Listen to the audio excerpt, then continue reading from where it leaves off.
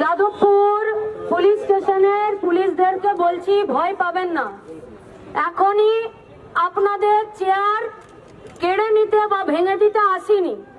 হাঁটু না কাঁপলে, যদি বুকের পাটা থাকে, তাহলে ব্রাত্য বসুকে অ্যারেস্ট করে দেখান। এখনো এই রাজ্যে ঘুরে বেড়াচ্ছে একটা ছাত্রের উপরে গাড়ি চালিয়ে। আপনাদের চোখে কি নেবা হয়েছে নাকি ছানি হয়েছে? দেখতে পান না? আরে কার মাথায় হেলমেট নেই, চোখ তখন ছানা বড় হয়ে যায় পকেটে গান্ধীজি আছে কিনা দেখার জন্য। আর বড় বড় চোখ নিয়ে দেখতে পেলেন না একটা বাচ্চা ছেলের উপরে রাজ্যের শিক্ষামন্ত্রী গাড়ি চালিয়ে দিল।